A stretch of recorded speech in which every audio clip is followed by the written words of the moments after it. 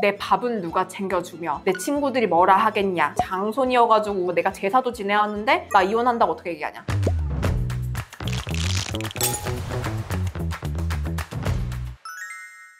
안녕하세요. 이혼하러 가는 길의 길인영 변호사입니다. 오늘은 이혼 사유가 아니고 이혼을 안 하는 사유에 대해서 말씀을 드려보려고 해요. 독일에서 실제로 어떤 50대 남성이 아내와 아들이 먹는 음식에 독초를 넣어가지고 아내와 아들을 살해하려고 했었다가 발각이 되고 처벌로 이어지는 와중에 아내가 남편에 대해서 나는 이혼을 원치 않고 남편이 필요하니 남편에 대한 종신형에 대해서 선처를 구하는 호소를 하셨다고 하는데, 도대체 아내와 아들을 살해하려고 한 사유가 뭔지 확인해봤더니 수사 결과 불륜을 하고 있었고, 아내가 사망에 이름으로써 관계가 정리가 되면 불륜녀하고 새로운 삶을 살기 위해서 이런 끔찍한 일을 꾸몄다라고 하는데요. 이해가 안 되네요. 근데 이거를 알고 어떻게 혼인관계 유지를 하지? 남편이 만약에 풀려나와 혼인관계 유지해, 또 그러면 어떡해요? 이렇게 제3자가 보기에 분명히 사유가 보이는데도 이혼을 원치 않는 분들의 생각이나 속사정은 어떤지 이 부분에 대해서 말씀을 드려보고자 합니다. 실제로 여러 가지 사유가 있더라고요. 연령대나 성별에 따라 다양하긴 한데 제일 많은 사례가 자녀. 특히 자녀분이 어릴수록 나는 이혼 가정을 아이한테 주고 싶지 않다. 엄마 아빠가 이혼을 하면 자녀가 너무 충격을 받을 것 같다. 사춘기 자녀가 엇나갈까 봐 걱정된다 라고 하시면서 이혼을 못 하시겠다고 하는 비율이 상당히 높은 것 같아요. 근데 제가 가끔 볼 때는 그거는 자녀를 위해서 이혼을 안 할 게 아니라 자녀를 위해서 이혼을 하셔야 될 것 같다 싶은 사례들도 있어요. 예를 들어서 아이 앞에서 엄마 아빠가 맨날 소리 지르고 싸우고 아이가 무서워서 웅크리고 울고 있고 하는데도 아이 때문에 이혼 안 하겠다라고 하시는 거는 사실 실제로 법원에서도요, 과연 아이도 정말 부모의 이혼을 반대하는 걸까요? 라고 물어봅니다. 개인적인 생각으로는 오히려 아이 앞에서 엄마 아빠가 싸우고 경찰 오고 경찰이 아이한테 진술서 받고 이런 것보다는 이혼하고 한쪽이 정서적으로 안정된 상태에서 아이를 키우고 비양육자가 정기적으로 보러 오는 게 차라리 아이 정서에는 낫다고 보거든요. 아이들 앞에서 엄마 아빠가 자주 싸우면 아이들이 어릴수록 거의 전쟁을 겪는 정도의 심각한 정신적 어려움을 겪는다고 하니 이런 것들을 고려해서 어떤 게 더 아이를 위하는 길인지를 생각을 하시는 게 맞는 것 같다.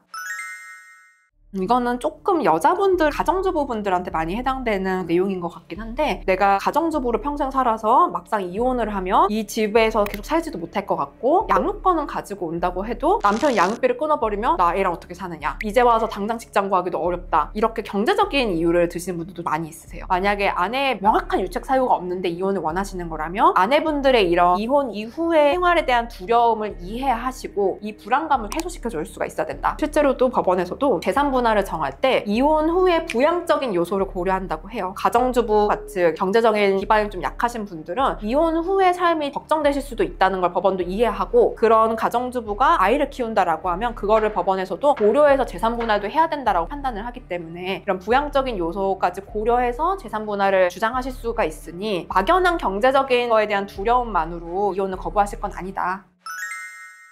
이거는 좀 연세가 있으신 남자 의뢰인분들이 많이 하시는 말씀인데요. 내가 이 나이 돼서 이혼하면 내 밥은 누가 챙겨주며 내 친구들이 뭐라 하겠냐, 나 교회 가서 말해야 되는데 창피하다, 내가 막 회사에서 이렇게 중요한 사람이고 내가 장남이고 장손이어가지고 내가 제사도 지내야 하는데 나 이혼한다고 어떻게 얘기하냐, 이런 사회적인 시선을 우려하시는 분들도 많아서요. 사실 이혼 자체가 요즘 흠으로 보여지는 사회도 아니기도 하고 내 가정의 불화가 배우자나 자식이나 나한테 미치는 그런 악영향을 생각을 하면 사회적인 시선을 우려하여 이혼을 기각을 시켜달라라고 하는 건 사실 제3자가 보기엔 설득 가능성이 좀 떨어진다. 체면이 중요하냐, 배우자는 생각 안 하냐, 이렇게 돼버리기 때문에요. 그거는 정당한 이혼 거부 사례라고 보기는 어렵다.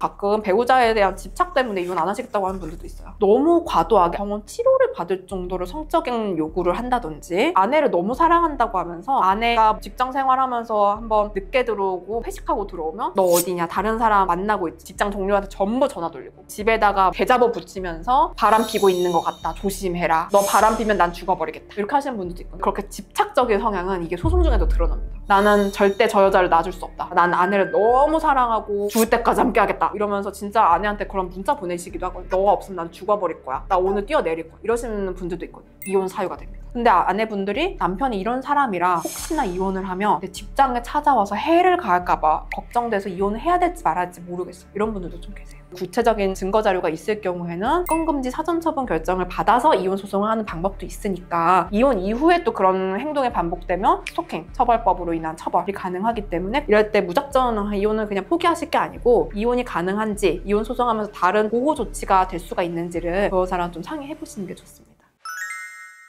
이거는 조금 노년층 이혼에 많아요. 이혼을 하긴 해야 되겠는데 뭐 어떻게 해야 될지 모르겠다. 재산 이거 정리하면 받을 수는 있겠느냐. 한글 나왔는데 안 주면 어떡하냐. 서류 안 받아버리면 그냥 끝나는 거 아니야? 그런 절차적인 어려움 때문에 이혼을 주저하시는 분들이 계시거든요. 근데 이거는 변호사 상담만 받아보시면 어느 정도 불안감이 해소가 됩니다. 절차가 상세하게 어떻게 되는지 이런 걸 보완해줄 만한 법적 절차는 없는지 이혼이 끝났을 때 이런 문제가 생기면 그때는 어떻게 처리해야 되는지를 변호사들이 안내를 드릴 수가 있으니까 막연히 이혼 소송은 힘들다. 이혼하는데 2년 걸린다더라. 소송 기간 중에 집에서 살지도 못한다더라. 이런 잘못된 정보나 그런 것들을 맹신하지 마시고 정확하게 이혼 절차 등에 대해서는 한번 알아보시고 이혼 소송 시작해보시는 걸로.